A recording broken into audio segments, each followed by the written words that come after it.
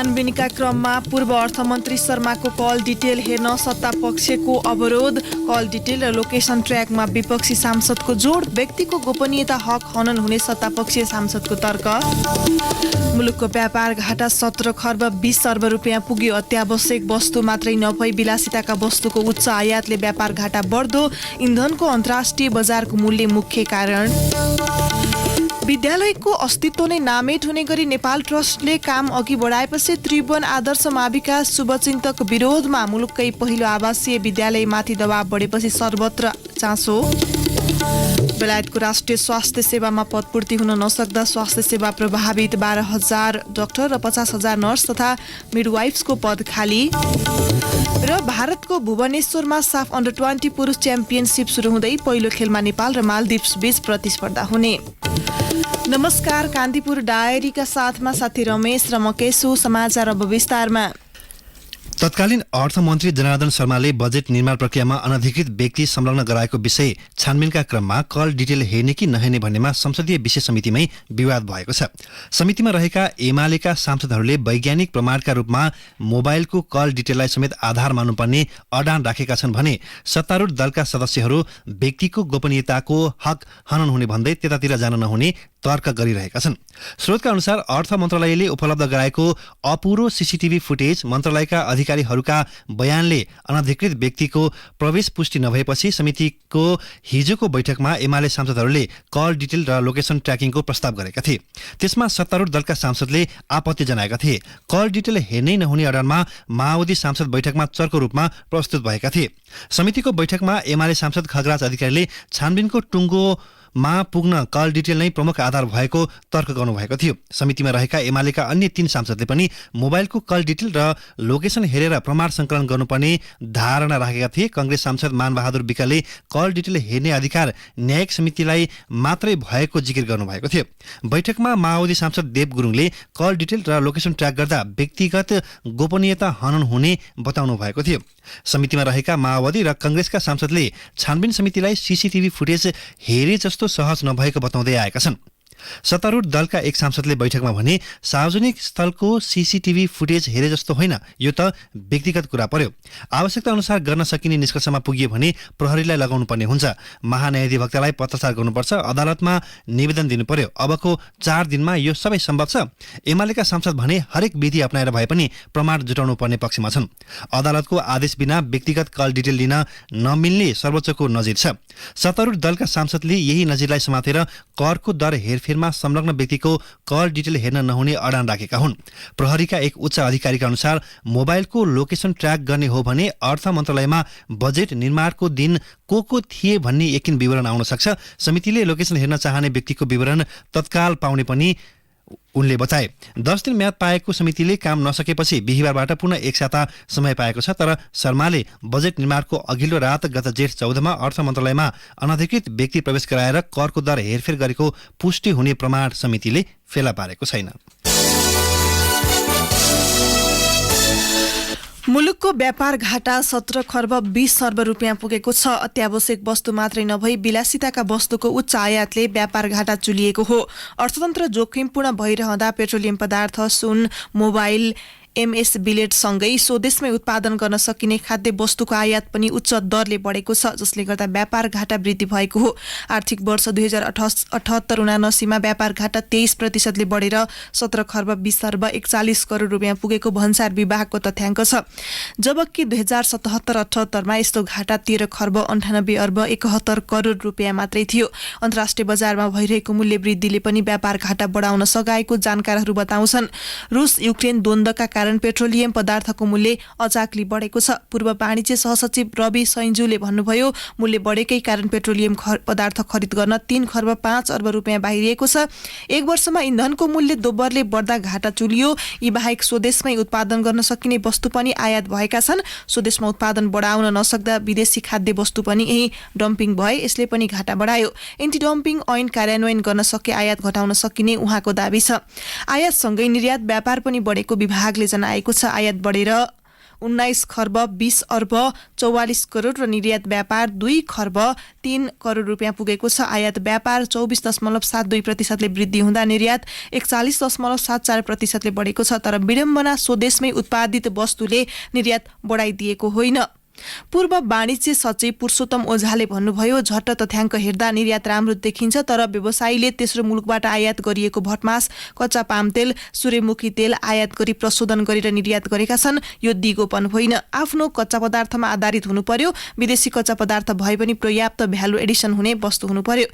यसैबीच बिग्रँदै गएको अर्थतन्त्र सुधारका लागि सामूहिक प्रयास आवश्यक रहेको प्रधानमन्त्री शेरबहादुर देउवाले बताउनु भएको छ। नेपाल उद्योग परिसंघको 19औं वार्षिक साधारण सभामा हिजो प्रधानमन्त्री देउवाले अहिले अर्थतन्त्रमा आन्तरिक र बाह्य दुवै क्षेत्रबाट चाप रहेको धारणा राख्नुभयो। आर्थिक चुनौती न्यूनीकरणका लागि सरकारले निजी क्षेत्रको साथ चाहेको पनि उहाँको भनाइ छ। बन्दीको प्रजनन अधिकार सुनिश्चित गरिएको कारागार विधेयक 2078लाई प्रतिनिधि सभाले सर्वसम्मतिले पारित गरेको छ। विधेयकमा गर्भवती बन्दी 5 महिनासम्म कारागार बाहिर बस्न पाउने व्यवस्था समेत गरिएको छ। पति वा पत्नी जेल परेको अवस्थामा सन्तान पाउने अधिकारबाट दम्पति वञ्चित नहुन् भनेर कानुनी रूपमै बन्दीको प्रजनन अधिकार सुनिश्चित गर्न लागि हो। विधेयकमा वैध दम्पतिलाई सन्तानको अधिकारबाट वञ्चित नहुने उल्लेख छ। सांसदहरूका प्रश्नको जवाब दिँदै प्रतिनिधि सभाको बैठकमा कारागारमा बन्दीका रूपमा रहेका वैध दम्पतिको प्रजनन अधिकार संरक्षण गर्ने प्रयोजनका लागि तोकिए बमोजिम भेटघाट गर्ने अनुमति दिनुपर्नेछ भनिएको छ। दोषी ठहर भई जेलमा रहेका पनि नेपाली नागरिक नै भएकाले मानव अधिकार र मौलिक अधिकारका व्यवस्था राखेर विधेयक अगाडि बढाएको गृहमन्त्री बालकृष्ण खानले बताउनुभयो। सांसदहरूका प्रश्नको जवाब दिँदै उहाँले प्रतिनिधि सभा बैठकमा भन्नुभयो, कैदीबन्दीले नागरिक अधिकार प्राप्त गर्नुपर्छ, कतिपय मौलिक र मानव अधिकार उपलब्ध गराउनुपर्छ। त्यसै सम्बन्धमा यस विधेयकमा प्रजनन अधिकारको व्यवस्था गरिएको छ। गर्भवती र सुत्केरी महिलाको व्यवस्थापन र स्वास्थ्य हेरचाहको व्यवस्था यसमा गरिएको छ। विधेयकमा गर्भ रहेको 6 महिना पूरा भएकी बन्दीले आफू कारागार बाहिर बसी स्वास्थ्य उपचार गर्न चाहे कारागार प्रशासकले निज सुत्केरी भएको 60 दिन पूरा भएको भोलिपल्ट फर्कने गरी कागज गराई पठाउन सक्ने व्यवस्था गरिएको छ। यसका लागि तोकी बमोजिम बैंक जमानत भने लिनुपर्ने विधेयकमा उल्लेख छ। जन्मकैद वा जघन्य कसुरको सजाय पाएका तथा त्यस्तो कैद हुन सक्ने कसुरको अभियोगमा थुनामा रहेका वा विशेष सुरक्षा कक्षमा राख्ने प्रकृतिको अपराध गरेका महिलालाई त्यस्तो सुविधा नमिल्ने व्यवस्था छ। सरकारले वैदेशिक रोजगारीमा जाने नेपाली कामदारलाई सामाजिक सुरक्षा कोषको दायरामा ल्याउने भएको छ। त्यसका लागि आवश्यक प्रक्रिया अगाडि बढाएको छ। श्रम रोजगार तथा सामाजिक सुरक्षा मन्त्रालयले प्रक्रिया अगाडि बढाएको हो। विदेश जाने नेपाली कामदारलाई सामाजिक सुरक्षा कोष मार्फत नै सुविधा दिने टुङ्गो लागेको श्रम सचिव एकनारायण अर्यालले बताउनुभयो। श्रम स्वीकृति लिएर गएका मध्ये झण्डै 20 लाख नेपाली प्रमुख गन्तव्य मुलुकमा कार्यरत छन्। यसबाहेक झण्डै 15 लाख नेपाली श्रम स्वीकृति नलिई काम गरिरहेका छन्। विदेशमा रहेका नेपालीलाई सामाजिक सुरक्षाको दायरामा कसरी समेट्ने भन्ने विषय भने निकै चुनौतीपूर्ण रहेको पूर्व महान्यायाधिवक्ता रमेश बडालले बताउनुभयो। उहाँका अनुसार स्किमलाई बलियो बनाएर विदेशमा रहेका नेपालीलाई कोषको दायराभित्र ल्याउन सकिनेछ।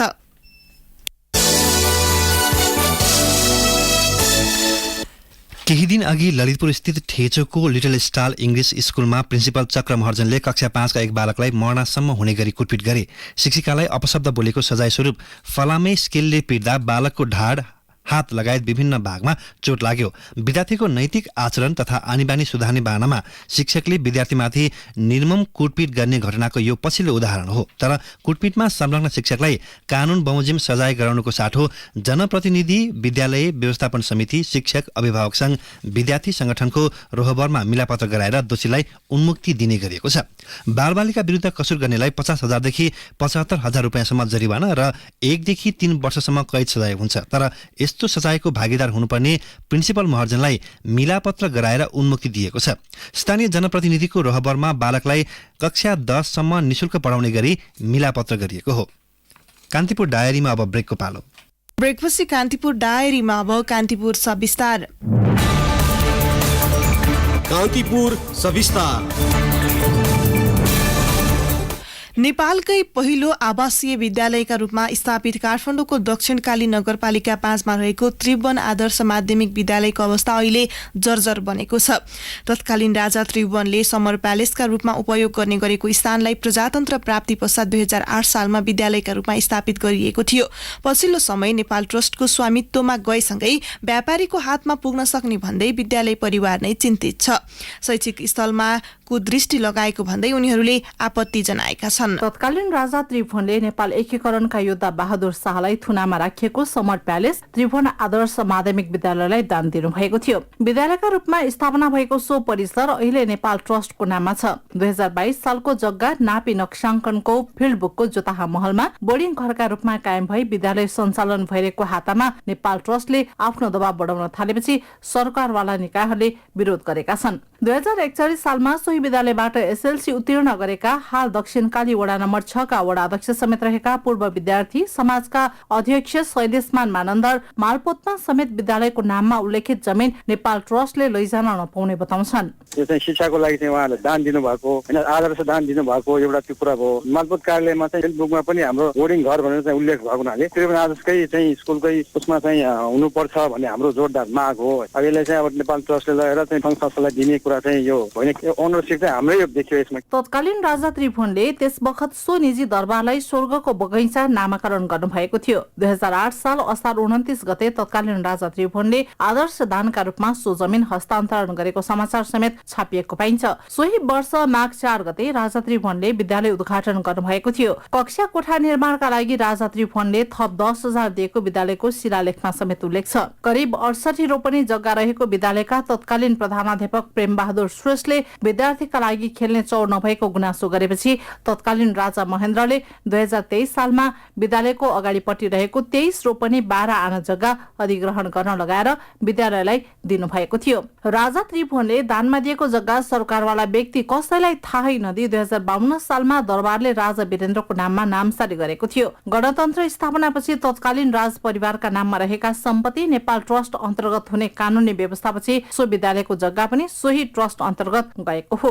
विद्यालय अगाडिको चौर भने विद्यालयकै नाममा छ। विद्यालय व्यवस्थापन समितिका अध्यक्ष बुद्धनारायण मानन्दर जानकारी नदिई ट्रस्टमा गएको प्रति आपत्ति जनाउँछन्। उनी भन्छन्, राजाले नै त्यही अधिग्रहण गरिदिएको चाहिँ स्कुलको नाउँमा छ अनि राजाले नै दान दिएको चिज चाहिँ कसरी त्यो राजाको नाउँमा गयो भन्ने चाहिँ हाम्रो चाहिँ कुरा हो। राजा पनि संवैधानिक राजतन्त्र भनेर आइसक्यो। राजा संविधान भित्र भइसकेपछि गाविसको सिफारिस चाहिने होला राजाको नाउँमा जानु है। अब गाविसको सिफारिस पनि त्यस्तो केही गरेको छैन। गाविसको अध्यक्ष पनि हाम्रो स्कुलको विद्यार्थी, गाविसबाट पनि केही थाहा छैन, स्कुललाई पनि थाहा छैन। त्यो भाडा तिर्नुपर्ने दबाव आएपछि स्थानीय विद्यार्थीको अस्तित्व नै मासिन लागेको भन्दै आवाज उठ्न थालेका छन्। तत्कालीन शेषनाथ गाविसको अध्यक्ष समेत रहेका सोही विद्यालयका पूर्व विद्यार्थी शशि शर्मा कुनै बेला नाम कहलिएको विद्यालयको अहिलेको अवस्था जर्जर बनेको बताउँछन्। कुनै बेला स्थानीय विद्यार्थी भन्दा बढी आवश्यक विद्यार्थी अध्ययन गर्ने विद्यालयमा अहिले तलब समेत दिन हम्मे परेको उनको बुझाइ छ। 25 सालदेखि 43 सालसम्म मैले पढाएँ पनि त्यही। फेरि राजाले जन्मोत्सवमा आदर्श दान गरेर श्रीमान त्रिभुवनले पनि गाडी किन्ने पैसा त्यहाँ चलाउनलाई सत्यनबहादुर श्रेष्ठलाई आवश्यक व्यवस्था मिलाएर स्कुल नमुनाको रूपमा चलेको देखेको थियो। त्यतिखेर धनीमानी मान्छेहरू पहुँच पुग्नेहरूले चाहिँ नि नेपाल भरिबाट आएर शिक्षा लिने, त्यसैबाट उत्कृष्ट नतिजा ल्याएर नेपालमा विभिन्न त्यहाँ उत्पादित विद्यार्थीले गरेको योगदान अब यो भन्नै पर्दैन। 81 अब पछि चाहिँ त नेपाल ट्रस्टमा गएको छ, भाडा तिर्नुपर्छ भन्ने किसिमबाट स्कुललाई प्रेसर दिएपछि मात्र थाहा भयो कि यस्तो भाडा छ भनेर। पछिल्लो समय विद्यालयले भाडा तिर्नुपर्ने भन्दै नेपाल ट्रस्टले ताकेता गर्दै आएको छ। विद्यालयका प्रधानाध्यापक नवीन अमात्यले आइतबार मात्रै ट्रस्टका व्यक्तिहरू पुगेर भाडा तिर्न दबाब दिएको बताए। ट्रस्टबाट बारम्बार उहाँहरूको विनियम अनुसार चाहिँ भाडा उठाउनु पर्ने, स्कुलसँग भाडा माग्ने क्रम जारी नै छ। अहिले पनि आज मात्र पनि एउटा टिम आउनु भएको छ ट्रस्टबाट। उहाँहरू पनि के भन्दै छ भने तपाईँले चाहिँ भाडा तिर्नै पर्छ। नेपाल ट्रस्टका कार्यकारी सचिव सराजु कुमार वैद्य आफूहरू ट्रस्टकै विनियम अनुसार चलेको बताउँछन्। आदर्श माध्यमिक विद्यालयको जमिन पनि ट्रस्ट मातहत आइसकेकाले ऐन अनुसार नै काम अघि बढाएको उनको भनाइ छ। ऐनको नियमावली फलो गर्ने हो। नेपाल ट्रस्टमा आएको सम्पत्तिको संरक्षण र सम्वर्धन गर्ने भनेको छ। बोर्डले चाहिँ नि डिसिजन गरेको कुरालाई चाहिँ नि नेपाल ट्रस्टले इम्प्लिमेन्टेसन गर्ने हो। सार्वजनिक शैक्षिक गुठीका रूपमा सञ्चालनमा रहेको सो विद्यालयमा हाल 360 जना विद्यार्थी अध्ययनरत छन्। 39 जना शिक्षक तथा कर्मचारी छन्। कोरोना कालमा बन्दाबन्दी यता शुल्क उठाउन नसक्दा शिक्षक कर्मचारीलाई नियमित तलब दिन नसकेको प्रधानाध्यापक नवीन अमात्य बताउँछन्। विद्यालय सञ्चालन गर्ने कठिन भइरहेको अवस्थामा ट्रस्टलाई भाडा बुझाउन नसकिने उनले सुनाए। 71 वर्षको इतिहासमा सो विद्यालयले विभिन्न क्षेत्रका अब्बल जनशक्ति उत्पादन गरेको छ। रुकमाङ्गत कटुवाल, डोणमणि पौडेल, नाम कहलिएको जेम्स स्कुलका संस्थापक राजेश खड्का लगायत कैयन त्यही विद्यालयको उत्पादन हुन्। नेपालकै पहिलो बोर्डिङ स्कुलको रूपमा परिचित सो विद्यालयको अस्तित्व नै नामै ठुरे गरी नेपाल ट्रस्टले काम अघि बढाएपछि सर्वत्र चासो बढेको छ। रेडियो कान्तिपुरका लागि पार्वता चौधरी। कान्तिपुर सविस्तार।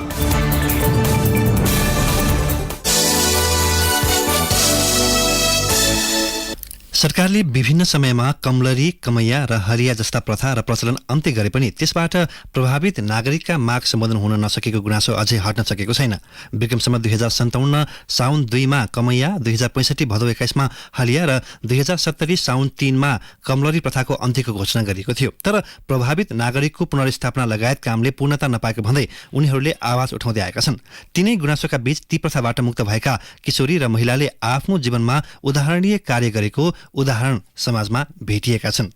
एक रिपोर्ट। पहिला कस्तो दुःख थियो यिनीहरूको बाबुआमा चाहिँ संस्थाले सहयोग गरेदेखि पढिनैले ठुलो सरकारी जागिर गर्नुलाई कति सम्मान छ, कति आफै पैसा कमाएर आफै जीव साट्नु लागि आफै गरिरहेका छिन्। कसैको भरमा पढ्नु परेको छैन। हाम्रै गाउँको एउटा नमुना छोरी बनिन् भनेर भन्छन्। उनी थिइन् कैलाली सुखडकी फुलमती चौधरी। उनले 6 वर्षको उमेरदेखि 9 वर्षसम्म दासोत जीवन बिताइन्। अर्थात् उनी कसैको घरमा कमलरी बसेकी थिइन्। कमलरी मुक्ति आन्दोलन भएपछि उनी पनि दासोत जीवनबाट मुक्त भइन् र पढाइलाई निरन्तरता दिइन्। त्यही कारण उनले नर्सिङ पढाइ पूरा गरिन्। हाल 4 वर्षदेखि स्वास्थ्य चौकीमा नर्सको रूपमा कार्यरत छिन्। उनी जस्तै अर्की हुन् दाङलामही 8 की विष्णु चौधरी। विष्णुका बुबा आमा कमैया भएर बसेकाले उनी आफू पनि कमैया भएकी थिइन्। त्यति बेला उनले पढ्ने मौका पाइनन्। मुक्त कमलरी भएपछि उनमा उच्च शिक्षा हासिल गर्दै सशक्त नारी बन्ने उत्कट चाहना थियो। फलस्वरूप विष्णुले कानूनको पढाइ पूरा गरिन् र अधिवक्ता भइसकेकी छन्। म बोल्न सक्ने आफ्नो अधिकारको लागि लड्नुपर्छ, सरकारसँग आफ्नो माग र मुद्दा लिएर वकालत गर्नुपर्छ भनेर त्यही आन्दोलनले नै मलाई सिकाएको हो। त्यही भएर आफ्नो लागि भोक लाग्यो भन्न नसक्ने मान्छेले आज चाहिँ फलानुको जीवनमा यो अन्याय भयो, यसलाई चाहिँ न्याय चाहियो भनेर म जजको अगाडि उभिँदाखेरि यो मेरो लागि सोचेको जीवन होइन। फुलमती र विष्णु त प्रतिनिधि पात्र मात्र हुन्। सानो उमेरमा कमैया वा कमलरी बसेका दुवै किशोरीले अहिले आफ्नो जीवनलाई सहज मात्र बनाएका छैनन्, परिवारका लागि सहयोग गर्दै आएका छन्। मुक्त अभियान पछि अहिले कमैया, कमलरी, हलियाहरूको पुनः स्थापना गर्ने, परिचय पत्र आउन बाँकी रहेकालाई व्यवस्थापन गर्ने लगायत काम भइरहेको छ। संविधान सभा सदस्य तथा अभियानकर्ता हरिश श्रीपाइली त्यसका लागि आफूहरू सक्रिय भएको बताउँछन्। कमैया श्रम निषेध गर्न बनेको ऐन 2058 अन्तर्गत 2 नम्बर प्रदेशमा रहेका हरुवा तरुवाहरूको मुक्तिको घोषणा, ऋणको खारिजी र उनीहरूलाई पनि एउटा प्याकेज प्रोग्राम र एक्सन प्लान बनाएर ल्याउने, शिक्षा, स्वास्थ्य समग्र सबैलाई कमैया, कमलरी, हलिया, हरुवा तरुवाहरू बाँकी रहेका सबैलाई पुनर्स्थापना काम अगाडि बढाउने र सम्बन्धित सबै मन्त्रालयहरू तीनटै तहका सँग पनि समन्वय गर्ने। भूमि व्यवस्था, सहकारी तथा गरिबी निवारण मन्त्रालयको तथ्याङ्कमा 27,570 मुक्त कमैया छन्, जसमध्ये 27,270 परिवार मुक्त भइसकेको र 300 परिवार पूर्ण स्थापना हुन बाँकी छन्। यस्तै मुक्त हलिया 16,953 मध्ये 1,135 परिवार पूर्ण स्थापना हुन बाँकी छन्। यस्तै 9,490 जना मुक्त कमलरी छन्, जसमध्ये करिब 1,200 जनाले परिचय पत्र पाइसकेको मन्त्रालयको तथ्याङ्कले देखाउँछ। पूर्ण स्थापना हुन बाँकी रहेकाहरूका लागि स्थानीय तहलाई जिम्मा दिएको मन्त्रालयका प्रवक्ता जनकराज जोशीले बताए। पुनर्स्थापना हुन बाँकी मुक्त कमैया र मुक्त हलियाको पुनर्स्थापनासित सम्बन्धित सम्पूर्ण काम गर्नका लागि वित्तीय हस्तान्तरण सहित जिम्मेवारी सम्बन्धित स्थानीय तहलाई हस्तान्तरण गरिएको। 2070 यसअघि साउन 3 कमलरी मुक्त घोषणा भएपछि उनीहरूका कतिपय माग सम्बोधन अझै हुन नसकेको गुनासो भए पनि कैलालीकी फुलमती र दाङकी विष्णुले पाएको सफलता उदाहरणीय मानिएको छ। त्यसैले राज्यले मुक्त कमैया, हलिया, कमलरी लगायतका बाँकी माग सम्बोधन गर्न सकेमा ती समुदायबाट सक्रिय र समाजमा योगदान गर्न सक्ने नागरिकको संख्या बढ्ने अपेक्षा गर्न सकिन्छ। रेडियो कान्तिपुरका लागि सरिता थारू। मुक्ति घोषणापछिको सफलताको यो रिपोर्टपछि कान्तिपुर डायरीमा पुनः ब्रेकको पालो। कान्तिपुर डायरीमा अब आर्थिक प्रसंग, विदेशी मुद्राको आमदानी बढाउने लक्ष्य सहित संस्कृति, पर्यटन तथा नागरिक उड्डयन मन्त्रालयले 74वटा पुनरुत्थान कार्यक्रम घोषणा गरेको छ। यसले नेपालको पर्यटन बजारमा सकारात्मक लहर ल्याउने पर्यटन मन्त्री जीवनराम श्रेष्ठको दाबी छ। पर्यटन मन्त्रालयले हिजो यो कार्यक्रम घोषणा गरेको हो। पर्यटनसँग सम्बद्ध संघ संस्थाहरूको सल्लाहका आधारमा मन्त्रालयले 74 कार्यक्रम घोषणा गरेको हो। पहिलो चरणमा काठमाडौँ उपत्यकाभित्रका सम्पदा जोड्ने मार्ग निर्माण र ललितपुर, भक्तपुर, कीर्तिपुर र काठमाडौँमा रात्रिकालीन सम्पदा यात्रा थालनी गरिने मन्त्रालयको पर्यटन महाशाखाका प्रमुख सहसचिव होम प्रसाद लुइटेलले जनाउनुभयो। यसले आन्तरिक पर्यटनमा चलायमान बनाउन र व्यवसायमा सकारात्मक प्रभाव पार्ने उहाँको भनाइ छ। काठमाडौँका प्रमुख पर्यटक स्थलमा निजी क्षेत्रसँगको सहकार्यमा 2 तले खुला बस सञ्चालन गर्ने कार्यक्रम पनि घोषणा गरिएको छ। यो काम 3 महिनाभित्र गर्न यातायात व्यवसायीलाई भनिसकिएको मन्त्रालयले बताएको छ। बेलायतको राष्ट्रिय स्वास्थ्य सेवामा ठूलो संख्यामा पदपूर्ति हुन नसक्दा स्वास्थ्य सेवा प्रभावित हुने भएको छ। बेलायतको संसदीय समितिले गरेको अध्ययन अनुसार 12,000 डाक्टर र 50,000 नर्स तथा मिडवाइफ्सको पद खाली छ। बेलायत राष्ट्रिय स्वास्थ्य सेवा NHS इतिहासकै खराब जनशक्ति संकटको सामना गरिरहेको संसदीय समितिले गरेको अध्ययनको निष्कर्ष छ। NHSले तत्काल निर्णायक कदम चाल्दै स्वास्थ्य सेवाको गुणस्तर वृद्धिका निम्ति नयाँ कर्मचारी भर्ती गर्नुपर्ने सुझाव दिएको बीबीसीले उल्लेख गरेको छ। बेलायत सरकारले NHSमा दूरगामी योजना सहित नयाँ कर्मचारी भर्तीको योजना बनाइरहेको जनाएको छ। बेलायतमा आगामी सेप्टेम्बरमा नियुक्त हुने नयाँ प्रधानमन्त्रीको मुख्य चुनौती नै स्वास्थ्य सेवाका कर्मचारी भर्ती हुन पर्ने अध्ययन टोलीले सुझाव दिएको छ। भारतीय राजधानी नयाँ दिल्लीमा मंकी पक्सका बिरामी भेटिएका छन्। स्वास्थ्य अधिकारीले नयाँ दिल्लीका एकजनालाई मंकी पक्स देखिएको हिजो पुष्टि गरेका हुन्। स्थानीय सञ्चार माध्यमका अनुसार हिजो दिल्लीका 34 वर्षीय पुरुषमा मंकी पक्स पुष्टि भएको हो। उनी हालै मनालीको एक पार्टीमा सहभागी भएर फर्किएका थिए। लक्षण देखिएपछि उनलाई दिल्लीको एक अस्पतालमा आइसोलेसनमा राखिएको छ। उनको सम्पर्कमा आएका व्यक्तिहरूको पहिचान गरी आइसोलेसनमा राखिएको जनाइएको छ। यसअघि भारतको केरलामा 3 जनामा मंकी पक्स पुष्टि भएको थियो। हालसम्म भारत सहित विश्वका 80 देशमा मंकी पक्स देखिसकेको छ। ती देशका कम्तीमा 17,000 जनामा यसको पुष्टि भइसकेको र 5 जनाले ज्यान गुमाइसकेको WHOले जनाएको छ। विश्व स्वास्थ्य संगठन WHOले मंकी पक्सलाई विश्वव्यापी स्वास्थ्य संकट घोषणा गरेको छ। अब खेल प्रसंग। भारतको भुवनेश्वरमा साफ अन्डर-20 च्याम्पियनशिप आजदेखि सुरु हुँदैछ र त्यसको पहिलो खेलमा नेपालले मालदिप्सको सामना गर्नेछ। कालिङ्गा स्टेडियममा हुने खेल अगाडि नेपाली टिमले प्री म्याच कन्फरेन्समा आफूहरू प्रतियोगिताका लागि पुनः तयार रहेको र राम्रो नतिजाको अपेक्षा रहेको दावी गरेको छ। त्यस अवसरमा नेपाली टिमका कप्तान आयुष खनालले मालदिप्स विरुद्ध नै 3 अङ्कका लागि खेल्ने बताएका छन्। राष्ट्रिय टिमका नियमित सदस्य समेत रहेका आयुषलेको कप्तानीले आफ्नो चुनौती पेश गर्न लागेको हो। प्रशिक्षक मेघराज केसीले पनि टिमको तयारी राम्रो रहेको हुनाले नतिजा पनि राम्रो आउने विश्वास गरेका छन्। खेल नेपाली समयअनुसार 4:15 बजे सुरु हुनेछ। प्रतियोगितामा नेपाल र मालदिप्ससँगै भारत, श्रीलङ्का र बंगलादेशको सहभागिता रहेको छ। राउन्ड रोबिनका आधारमा चल्ने प्रतियोगितामा नेपालले बुधबार श्रीलङ्काको सामना गर्नेछ। त्यसपछि नेपालले आइतबार भारत र मंगलबार बंगलादेशको सामना गर्नेछ। लीग चरणको समाप्तिमा शीर्ष 2 स्थानमा रहने टिमले फाइनल यात्रा तय गर्नेछन्। अब मौसम सम्बन्धी जानकारी। मुलुकभर सामान्य बदली रही केही स्थानमा मेघगर्जन, चट्याङ सहित मध्यम वर्षाको सम्भावना रहेको जल तथा मौसम विज्ञान विभागले जनाएको छ। पहाडी क्षेत्रका केही स्थानमा मेघगर्जन र चट्याङ सहित वर्षाको सम्भावना रहेको छ। केही बेर अघि 19 डिग्री सेल्सियस मापन गरिएको काठमाडौँ उपत्यकाको अधिकतम तापक्रम आज 28 डिग्री सेल्सियस पुग्ने विभागको अनुमान छ। सूर्योदय बिहान 5:23 भयो भने सूर्यास्त साँझ 6:58 हुनेछ। अवस्था यिनै प्रसङ्ग सहित कान्तिपुर डायरीको यो बुलेटिन अहिलेलाई यही सकिन्छ। साथी रमेश र म के सुविधा हुन्छौ। नमस्कार।